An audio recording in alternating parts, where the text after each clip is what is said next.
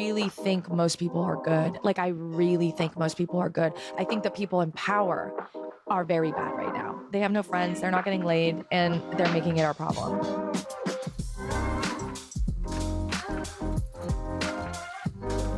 Welcome to America Who Hurt You, the pod where I sit with some of our best thinkers to tackle some of our country's worst problems. I'm your host, Sarah Jones, and you may know me from the characters I play, but today it is just me and one of my favorite humans on the internet. Liz Plank, who you may know online as Feminist Tabulous, is an award-winning journalist, filmmaker, content creator, and host of the podcast Boy Problems. And because Quadruple Threat wasn't enough, she also wrote the amazing best-selling book For the Love of Men, A Vision for Mindful Masculinity.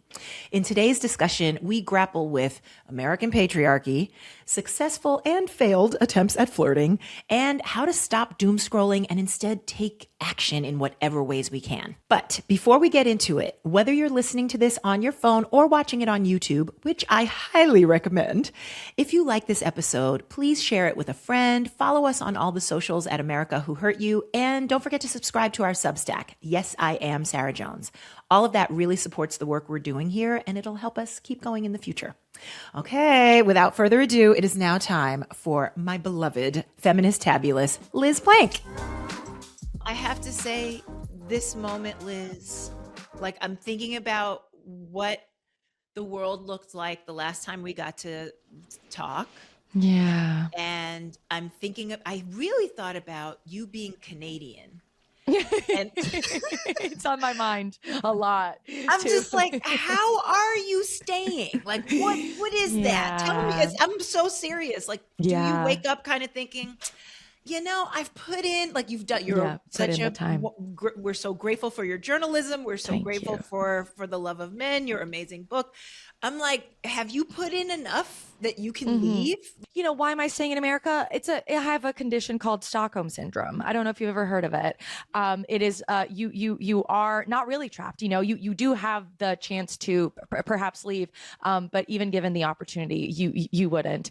That's the only way I've come to sort of understand it. And that my family has diagnosed me, every day they're just like, you can just come on over. It's really a choice. But I moved here because I loved America, and I still do. I still love America, if you can believe it, even more. And so, say more about that, Liz. I'm sort of there with you, and I'm like, oh, is this also? Is this in the DSM? Like, do I have another diagnosis? I love you. Like irrational love for America. What the fuck is that? But tell me your version. What's your version? I think love is irrational. To start with, I think love is a crazy thing to do, right? I think there's that divorce lawyer, what's it, Rex or something? Somebody that got a lot of tattoos, a lot of exes, a lot of cool, really cool guy. Yeah. Every time he's on my feed, he's blowing my mind. But he makes this point. He helps people divorce every single day, and he says, why would you do that, right? Why would you decide if you had a 50% chance if every time you go, skydiving or whatever to crash, would you do it? Most people wouldn't do it. And yet we do. We fall in love every day, and we get our hearts broken every day. And I think that's it. My heart is broken every day, but it doesn't mean that I'm going to give up. It doesn't mean that I want to stop. And I think of the people who love this country the most, who I've been inspired by the most, people like James Baldwin, who loved America, at her worst, and inspired. I think we might have a new worst, though. I'm just putting in for like, don't hold up. Sure. well, that's my question, Sarah. Like, I think about this a lot. I wish, and I'm embarrassed to say that I've even tried to use ChatGPT to do this for me. I wish I could have conversations with a lot of the civil rights leaders, with a lot of the amazing people who came before us, who fought for justice, who fought for equality in dire circumstances. And I've really tried to be like, what would they say? I even think about Bell Hooks, who's, didn't even pass away a long time ago. I'm like, what would she want me to do? Like, what would she, can you answer your own? Yeah. Answer your own question. I want to hear Bell Hooks as channeled by Liz Plank. I don't think the white women should be channeling Bell Hooks, but I will tell you what I think she says to me in my sort of heart, in these fever dreams that I have in the middle of the day where I dissociate. I think Well, she urges us to love, right? Always, and she wrote, I think, one of the best, analyses of patriarchy that we have, on earth, which is The Will to Change, where she really extends a lot of compassion for men. And it is not a form of compassion that goes, you can hurt me and that's fine, but a radical form of compassion that acknowledges that the first people who are hurt by the patriarchy are men, and then they go on to hurt women. And that's absolutely what we're seeing. I mean, these people are not okay. These people are sick, and they have way too much power, right? And it doesn't mean that we, take it upon ourselves not to hold those people accountable and all that stuff, right?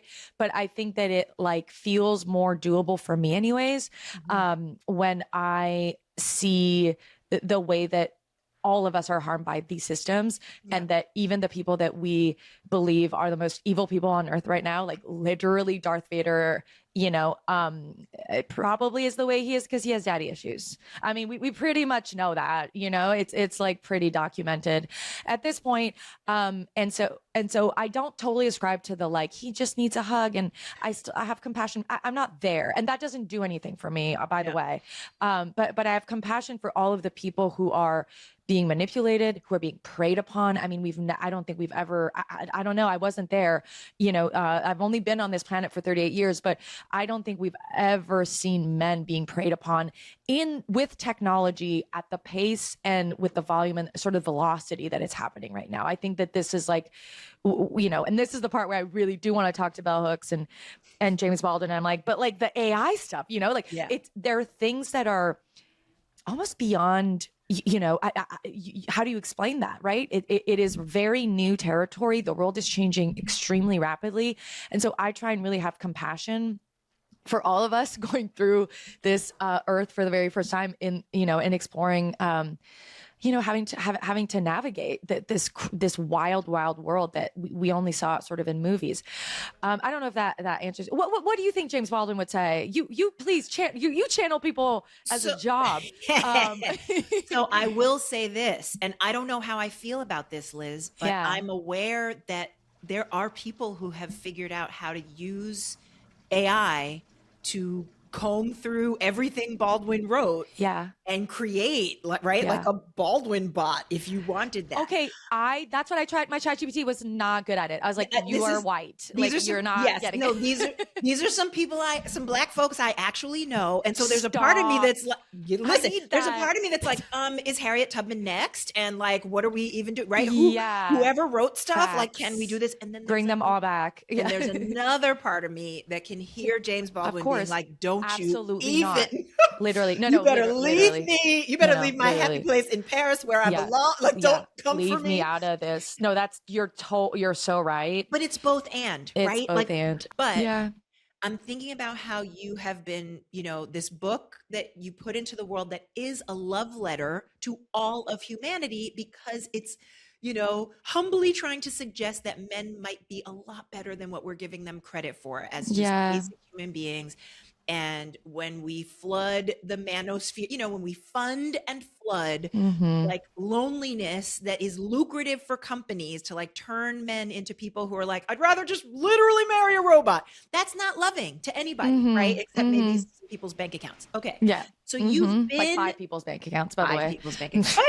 5 men who whoever has married them probably wishes she was a robot right about now. Nevertheless, we persist. Are you finding that the men, do you feel at least the conversation that we've been trying to have has reached anybody? How are you stealthily bringing the love to people in this moment we're in differently than you have been up till now? Yeah, I think it's so funny you bring up, I posted a lot about this during the last election, which was flirt canvassing. I would go to swing states and I would Can we just say that again? It's my favorite thing. And the name, flirt canvassing. This flirt canvassing thing. So I would go to swing states and I would talk to guys. I'd flirt with them at bars. I'd have conversations with them. And I actually went on a full-on date. I went on and then a second date with this one guy that I really wanted to, he was cute. But also if you have to stare down evil, it should at least be aesthetically pleasing evil. I'm okay. Yeah. I was let's see. either I change his vote, you know, and or it's a nice date, or both. And it was really interesting because I got these guys to vote more feminist, not by making them necessarily think more about the female experience or to, you know, have more empathy for women. It was actually just making them realize that that is the masculine thing to do. Actually think about who they are as a man and how they want to appear in the world as a man. And with this particular guy, so I'm doing videos, and I was sort of like head group camp, you know, sort of camp counselor for other flirt canvassers. Yes, well, or just creators who are doing their, you know, some of them don't want to really do that, and that's fine. But doing content, you know, around sort of, you know, making sure people know about the election coming up and what is at stake. And I was sort of with this group of creators, and they were shy, and I was like, okay, let's go. Let's just go up to this guy. He had a dog, and I, you know, as I get closer, I'm like, this guy is cute. And so we start talking to him. We're like, you know, who you're voting for? He's like, I don't know. I'm leaning toward Donald Trump, and you know, yada yada yada. And then I'm like, well, here's my number. You know, if you ever want to talk through it, you know, whatever. And so we end up getting a drink that night. Yes. And I know. And then it's kind of nice. And then we sort of get it. We get into it, right? And by the end of dinner, you know, I'm like, so do you want kids? You know, what are you thinking about? He's like, yeah, I really do. Like, family's really important to me. And I'm like, oh, so you know, we're in Atlanta. Like, so what happens if, you know, one day your wife, your soon to be wife, or the mother of your children on her second baby, has a baby, and she has a complication, you know, and she's bleeding on the bathroom floor, and she calls you at work, and she's like, you have to come. I'm not okay. And you say, well, go to the hospital. And you say, I can't because they won't give me, it's illegal. Right. And then she's bleeding out, and then you can't get to work on time. And you could just see all of a sudden wheels turning. And because it was a date, we had talked about a lion documentary earlier in the conversation. And the role of the lion, the male lion, is to circle the, what's it called? Pride. The pride. Circle the pride. The women do the hunt, the women feed, and they do a lot, but the men are the ones allowing the women to do all the shit they need to do. Mm-hmm. And I said, you know, don't you think like you're being a bad male lion if you're not circling the pride? Like, you're not protecting the pride. All these predators are coming in and potentially hurting not just your, you know, wife, but your offspring. And all of a sudden he literally went, Sarah, I'm not kidding you. He went, fuck. Now I have to vote for her. Like now I have to. I will not be able not to. Check, please. Please. Next date. Let's go. Let's go. Can we speed feed? Okay, how much time? I don't know exactly when this is going to air, but I'm calculating now. This is the new girl math, y'all. The new girl math is when is the next election? When is the next fucking election? What kind of routine can we flirt with? Okay, so who's going to try flirt canvassing with me? Sound off in the comments while we take this break. Now, 2026 is a big birthday for America, and Liz and I talk about what we can learn from our intense history, but also where we can find some hope. What are big movement pieces that you can see that are mitigating this, if at all? But I would love a little hope here. Oh my God, so much hope. I mean, Sarah, look at what happened in New York City, baby. I mean, we had like 0.2 seconds to celebrate the inauguration because there was an illegal war announced, you know, 12 hours later, which, by the way, I truly believe, I know oil, you know, and money really rule the world. Do you know what's even more important than oil and money? Donald Trump's ego. I mean, I think he literally did that because of like the attention that Zohran was getting, and that he was like, it needs to be back to me, and I need to be the bigger man. I need to be the big. I feel like a small boy right now.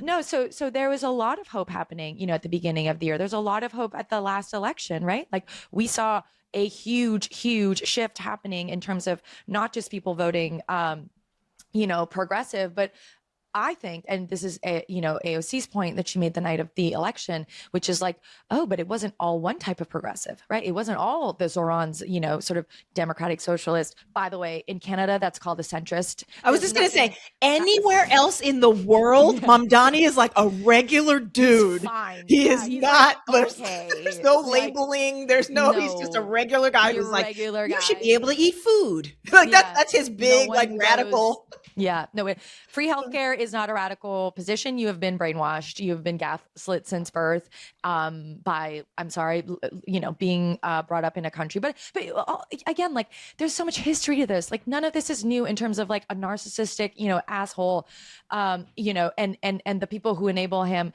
But also historically in America. I mean, that's why I really come back to, civil rights leaders, because and Toni Morrison. I mean, they had such a powerful way of reframing things, sometimes, live on camera, right? With a reporter who would frame things in a way that and that's what we're living through. I think of Angela Davis, being interviewed in that, when she was being incarcerated, and just saying, what are you talking about my violence? Look at what I grew up in, right? I think about the fact that this country, that we're turning 250 this year.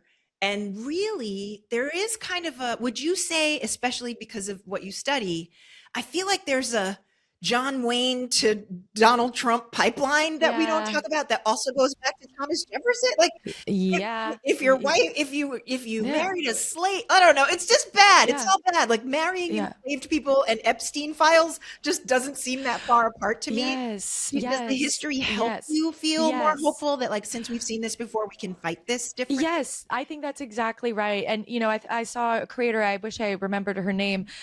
She was talking about how, we're talking about it as the Gestapo, right? We're sort of comparing it to the Holocaust too. And she's saying, I'm sorry, it's called slave patrols, right? We don't have to go outside of America to have a historical example of this. This happened here. I truly don't think a lot of white Americans realize how segregated this country is. It is still so segregated. What's the drug that's going to get us out of this? It's friendship.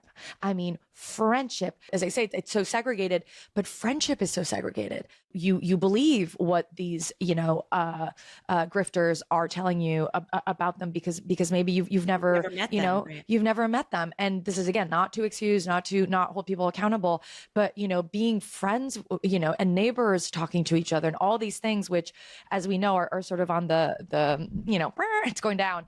But I really think, I don't know, I hope I don't sound like some dumb white lady, but like, I really think most people are good. Like, I really think most people are good. I think the people in power are very bad right now. I think that they don't have friends, Liz. They don't have friends. None of them have actual real friends. Nobody they can't purchase, right? No. You hit the nail on the head. I mean, that's why they started all these fucking platforms, because they didn't have fucking friends. I mean, Mark Zuckerberg, literally, we know the story. Facebook. Elon Musk, no friends. David Gillis was on, we were doing a Substack Live. He did an amazing book called Dirtbag Millionaire, about one of the sort of few, the Patagonia CEO who's kind of, one of the best ones, in terms of, spreading his richness with the world and good causes and whatnot. And he told me, he had a call with Elon Musk. He was interviewing him about whatever the hell. And it just turned into this weird, very intimate, where he was like, oh, he has no one to talk to, and he's just kind of talking to me because I'm listening to him, but he has no friends. I and it really is that. He tried to make, like, if you think about it, he's made 13 children to try to have a friend group, or something. You know what I'm saying? He's like, I'm gonna make the bench deep, and they still none of them. Yeah, and then using those kids to try and make friends by like dangling them off, sort of parading them at work on his shoulders. It's really sad. These people are so sad. They have no friends. They're not getting laid, and they're making it our problem. So let's unpack for a second, because here's the thing. That's true, and it's not getting less true. And so what do we do, Liz, for the people for somebody who's listening right now, who's like, Liz, I'm right there, like, same. What do we do? Like, the friend thing, even, because it is awkward. Like, not everybody, you were saying there are creators who are a little like, we're all at this point, like, it's a lot easier to, like, if you have a blue light in your face, you don't have to have social, like, capabilities at all. So we all have some kind of social anxiety. I don't care who you are. What would you say to people who are like, I can't just like make friends, or, you know what I mean? Like, how do you help people get off their couch and stop doom scrolling and actually risk some friendly encounters with people? Honestly, it's simple. It's like Mel Robbins level, like the 3-second rule. Just get out of your fucking bed and go outside and compliment a stranger. That's all you have to do. I talked about this on my podcast, so whatever. I can talk about it here. I went to a party this weekend. There was an award show, and I talked to my celebrity crush, and it was a train wreck. Okay. And when I tell you a train wreck, you're like, oh, it's not that bad. If I told you the story, you'd be like, wow. OMG. Like, how the tea, please. Are you really not sharing this tea with anyone? I told him, okay, I went up to Joe Alwyn and you went up to Joe Alwyn. I know. It's on the record. It's already going to be out there. It's on the record. So it's fine. Okay, great. And I'm sorry if Joe Alwyn, if you're listening, I'm really sorry this happened, but I'm just telling the story so that you know that the next time you talk to a stranger and it doesn't go well, you'll be like, well, at least I didn't do that. So I make my friend go talk to him because I'm too shy. And I say, just go. And she's like, okay. And I'm like, just tell him you love him in Begonia. She goes up to him. She's like, you were amazing in Begonia. He says, I wasn't in Begonia. Yeah. That was Jesse Plemons. No, they don't look the same. Okay. No, and maybe that's not someone you want to be mistaken for. Oh. So, and then I went over, I had to now clean up. It didn't work. No. It just got worse and worse. Yeah. So, I think you can go up to a guy at a coffee shop, and just say, I like your shoes. I talk a lot about this rule. It applies to dating, but I think it applies to anything. If you want to meet more people, compliment a stranger every day. It is, and it doesn't matter what their gender is. It doesn't matter. It doesn't have to be romantic. You literally compliment a 90-year-old woman who's sitting with her husband and say, I love your pearl necklace. It is so cute. And if you do it, and really, if you do that every day, then when it's the hot guy, or Joe Alwyn, you will be so practiced. You'll be like, oh, I like your whatever. Say you like anything. No one doesn't like that. Nobody doesn't like, I'm like not even making sense. Nobody doesn't like a compliment. No one doesn't like a compliment is goals. And it's a t-shirt. Hello. Everyone likes that. We've got nothing to lose. So do all the things. That's what I hear you saying. Like, do it. YOLO.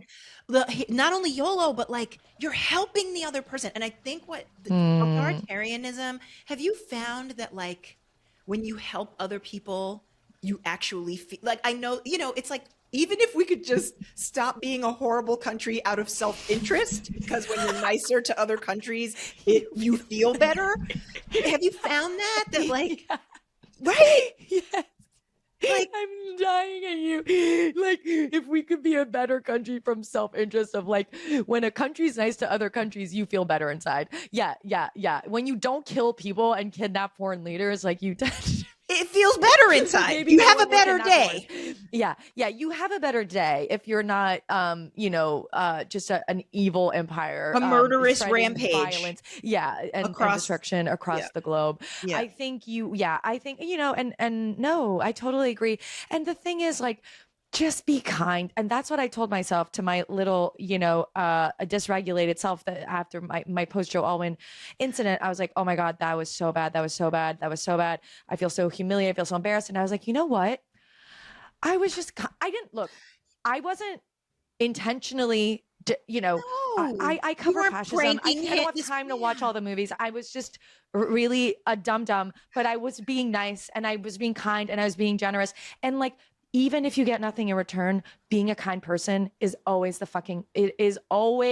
the better fucking way. And so no matter what happens, even if the person doesn't smile back, like put out that energy. I mean, vibrations, like, I'm sorry. Like, yes, I don't think that's a lie. I mean, it's really not a lie. CT scans and whatever the hell it exists. It's like our hearts co-regulate. Yes, our heart, if we're standing 6 feet from somebody before even the pandemic of it all, your heart and their heart. Yes. So what about, like, what have you done, Liz, that has helped you get to the point? Because some people would be like, after the Joe Alwyn incident, like they'll be 90 and they'll be like, well, that was the time when I never went out again. And I lived inside I moved into a mansion and I never left. And how are you, like, what practices, what hacks do you have for people that like help you instead of being like, I'm such a piece of blue, which I grew up saying to myself.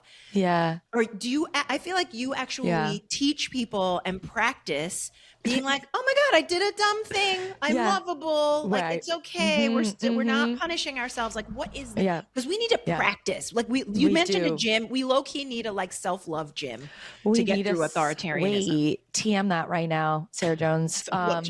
I would go to the love gym, self-love gym, but like both. both. Either. I probably want the other one right now more. Yeah, but no, you need both. If you don't have the first one, you can't get the other one. Well, that's right. I have amazing friends who help me. You know, my friend Heather reframed it. She was like, okay, you got rejected by Joe Alwyn. You know what you also did? You're a badass. You went up to Joe Alwyn. Like, you know, like that's actually pretty cool. Most people wouldn't, you know, do that.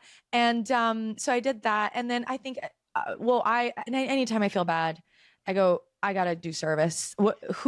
I got too much time on my hands. If I'm thinking about Joe Alwyn a week later, you know, a 15-minute interaction, I got to go volunteer somewhere. I got to go see who needs help. Cause I need a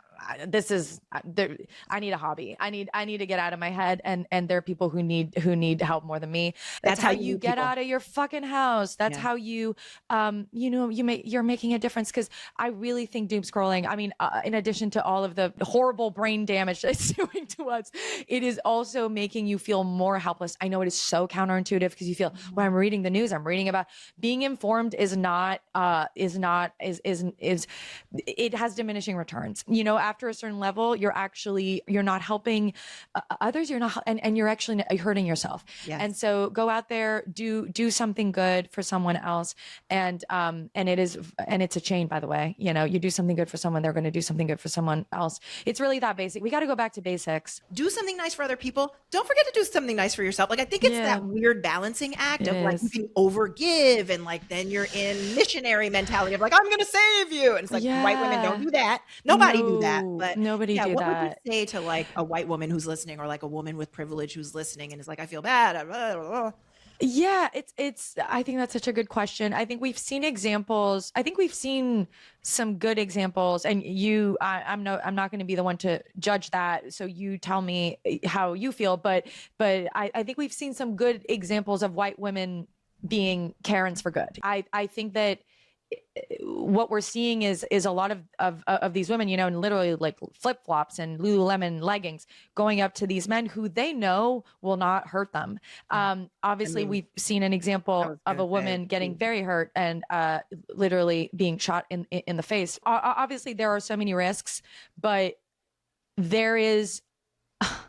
I think about this a lot, and anything I tell men, I remember that like, well, I need to tell myself that as a white person, social currency, right? Like, I think that when you have privilege or whatever you want to call it, right? That you're in a demographic of people who get to experience or not actually experience things and not even realize, right? It's an invisible knapsack, right? Like you're not being bothered. So you don't even realize you're not being bothered, right? And so it can be invisible, quote unquote, in that way. But what I tell men all the time is, you know, use your social currency. If you're in a meeting and a woman's being talked over, if you're organizing a panel and there's no women on the panel and you say, hey, I think we should really have a woman in there, you're going to be the Zohran, okay, of that meeting. People are going to be like, I like this guy. Wow. Not only will you not get punished, as we know, women, Black women, particularly in the workplace, if they are to point out, in any form of inequality will often get retaliated against. They'll be difficult. They'll be the Black angry woman. No, you'll get points. You'll get cookies. People will like you more. And so I have to tell myself the same thing as a white person. You know, what is the social currency? Yes, I'm an immigrant. Yes, I'm on a green card. Yes, I'm afraid. I'm vulnerable in many ways. I am a woman, you know, in a state that is extremely patriarchal and sexist, but I'm white in a very, very, very racist world and a racist country.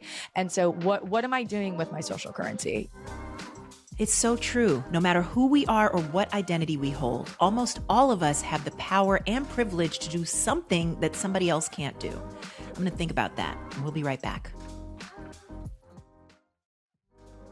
Coming up, Liz and I talk about managing the risks of standing up for our principles while still trying to take care of ourselves. What about the possibility that you really do lose? Like by standing up, you stand to lose. I know you've stood on your principles and lost work. I've stood on my principles and lost work and opportunities. And, how do we hold on to our principles even as our livelihoods are threatened? That person who wants to speak up at work, but is like, I need the health insurance. What would you say to that person? Well, I get it. First of all, I get it. I mean, you gotta live, you gotta eat, you gotta pay your rent. Especially now, good fucking Lord. I mean, it's just all of our health insurance. Anyway, there's a whole other aspect. And again, quoting AOC once again, but I'm truly a meme, but she pointed out just again, how the simple fact, but very important fact that, someone's got to pay for all these dudes to kidnap our neighbors. And, that's where your healthcare, that's why you're paying more for healthcare. Your 6-figure signing bonus, whatever these things. So, and like to hold the rage of knowing that that's there, but then still hold on to like, I'm going to stand up to you. What white people lose, by participating in racism and sort of what they're promised, that basically they're getting the privilege of living in a society where brown and black people can be kidnapped and paid less and discriminated against, but they get to be white, right? But their healthcare is more expensive. They have to, they have to work 3 jobs. It's just you lose your teeth and you're standing there like waving a banner for a guy who like doesn't. Y'all getting robbed. I mean, I think literally. No, like I mean, I went to Trump rallies where I went to his rally. Oh my God, it feels like a fever dream. But after he got indicted, he did a rally. This was before he was president, and the second time. And you were infiltrating all those rallies, and As I went to that, and I talked to this guy who's holding a "fuck you, Brendan" or whatever the hell that was, and that slogan was back then. And he's like, well, no, and we gotta get rid of Obamacare. We gotta and I'm like, what do you do? Like, what's your He's like, well, I have an appendix. And I need to get it out, or like like his appendix burst or something. Literally, like appendicitis, needs surgery, cannot afford it, and is at a rally in horrible pain. Yeah. And he's voting for the guy who it, and it just really, I mean, that's the part where you come back to the bell hooks of it, and you're like, oh, you're a victim, you're a victim of this. Wow. Horrible. So why did I get on that? Oh yeah. Wages of whiteness, what to do, like, I think, look, like we need some radical allies inside those places, and I know that you, and I have talked about a lot of the cost of speaking out on certain issues, and you get thrown out of things, you get excluded, and you sometimes it's worth that cost personally, and if you can't, then what can you do from the inside? There you go. And by the way, like you can probably do more. That's the thing. And that's another way to contribute, right? I mean, sometimes people say this to me, sort of this idea of like, oh, I don't know how you do, that my contribution is like flirting with guys that you don't even want to talk to, right? Like it's going on another date with the Trump supporter so that he votes for Kamala. The occasional cute one. I mean, you're taking one for the team, but I was thinking about the creativity and like, if you could give people, because like you harness your creativity in so many ways. You're a writer, you help communicate these ideas to people who wouldn't get them otherwise, right? That's such a gift. Like when you are someone who kind of straddles these worlds and can be a bridge person, I'm thinking about what can ordinary people do, real people do, that's not endangering themselves. But I'm thinking about how like here in LA, there were some ICE, activities going on, and, tow truck drivers were like, there's about to be some towed ICE vehicles. And it's just, there's something about it. Resistance is contagious. The videos of it are hilarious. Like, what can ordinary people do, or like, just us regular people to just give themselves and each other that sense of like, what I mean? Without fighting in the comments, because I don't think that's it. Yeah. I mean, if that's your talent, we need some soldiers for that war. Don't fight bots. And thank Don't fight you. bots. You can't hurt Fight their bots because sometimes I do. And then, most of the times I don't want to do that, but no, there's a job for everybody. I think a lot of, the principles of organizing is really to remember that. And I think when I get really overwhelmed is when I'm trying to do everything, or I feel like I should be able to do everything. And then I do nothing. Like, let's be honest, I stay there and I scroll, and then I order Uber Eats, I order a pizza, or I buy a purse, cause I'm like, and that's not helping. That's not helping. That's not helping me. I need money. I don't need to be spending it. And that's obviously not helping the world. And so, no, I think I love what you said, figure out what your talent is, and everyone has a talent. There are look, I get to do, something that I really enjoy, and hopefully it's making an impact. But God knows there are things that you are good at that I do not know how to do, and that, by the way, I need help in doing. I mean, a perfect example is a couple of years ago, I'm pretty involved with disability rights, and I was seeing the amount of, the unemployment rate for disabled people is like, they're the most unemployed demographic. Mm-hmm. And there were a lot of jobs, people were having trouble hiring people because it was the pandemic, and a lot of people didn't want to work with masks and whatever. So I was like, oh my God, great. I'll create a thing called Dream Job Club, and I will create a funnel. There are all these people who need employees, and there's all these people who want to work, so I will connect them. And Sarah, I'm good at ideas. Something I'm not good at is spreadsheets. It is details. It is organizing. And I will say I failed. Like one day I'll post a resume of my failures because it is what you see on social media is really just one side of it. It was a big fat failure because I didn't. And I could have, gotten more, and maybe it'll come back. You look there, I still have the email. Maybe we'll bring it back when someone, but if you're good at administrative things, if you're good at making music, if you're good at making pasta, right? Like, there are jobs for everybody. There can be a myth where, like you said, social media shows, Liz Blank, and she's so social. And so, I mean, I'm not kidding that there's a fandom happening here, like right outside. And I think there's something so beautiful about, like you said, my resume of failures is dazzling. Oh my God. Remembering that this version of capitalism is a big lie that wants us all to feel like we have to look a certain way and be a certain way and achieve all these things. Mm-hmm. And it's part of how we got here, right? Yeah. Would you say, I almost feel like leaning into all of it, not just, whoever you walk up to at a party and it doesn't quite go the way you want, but whatever we think we're screwing up, we're doing better than America. America is trillions of dollars in debt. She's doing terrible. Everybody hates her right now. So can we, I'm just saying, break it down to the individual. It's almost like, do you feel like you can wake up and be like, you know what? No matter what I did, I'm not out here thugging internationally. No matter how bad your day went, at least you're not in the Epstein files and president. At least you didn't kidnap a foreign leader for something that you are being accused of.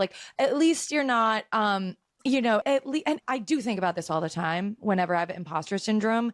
Donald Trump is president. J.D. Vance is a vice president. What? You have imposter syndrome, girl. That's sexist. That's sexist.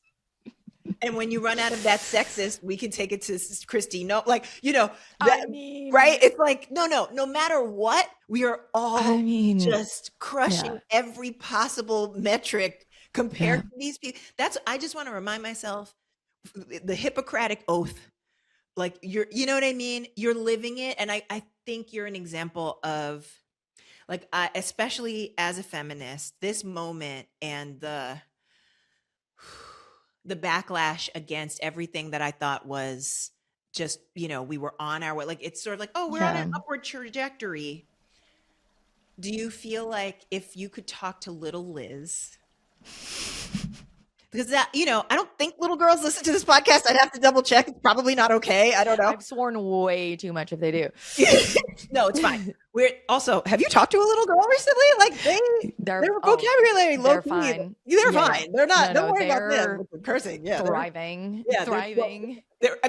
And also we sound crazy because also it's a terrible time to be a young girl. It is. But my point being, what would you say to little Liz who wants to be all the things you have to be okay? Okay, this might be controversial and not true, but most of the time, I don't need to say anything to her. I need to be listening to her. She's saying stuff to me that I need to remember. Like I think children particularly are born, they're emotional creatures and they fully embrace it. Children aren't trying to be cool. They're, as you can tell, if you're in an airport and one of them is having a full-blown meltdown, right? It's their truth, right? They're exuding truth, and so when I feel like a lot lately, what's been really beneficial to me is less, talking to her and more listening to what she has to say and what she thinks I should do. And actually honoring her in the decisions that I make, and honoring her priorities, because she's got good priorities. She's like, follow the fun, dude. This can be fun.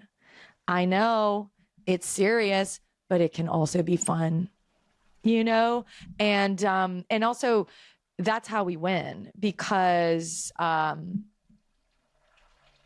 winners are smiling, right? The losers are the ones who are angry, who are shooting people, who have big guns and big frowns. And if we have joy, if we are enjoying ourselves, that's the model. And that's the most attraction, right? Not promotion. You go, hey, we're having a pretty good time over here. I don't know. You want to be with those guys with masks who hate their wives and hate themselves and, are really mean and angry? Or do you want to come over here where we love each other and we care about each other and we care about our neighbors and, we respect each other, no matter what our skin color is, no matter what our gender is, no matter what our choices and decisions are. I feel like that's a good way to do things. And so, I would listen to her, and I love you have your little hand on your heart. I love when you do that. This is Sarah Jones. This is your Bitmoji. I'm honoring her by being with you and choosing people like you to be in my life. My heart to yours, my sweetie. I love you. I love you so much. Thank you for everything you're doing. Thank you for everything you do. Always, always, always.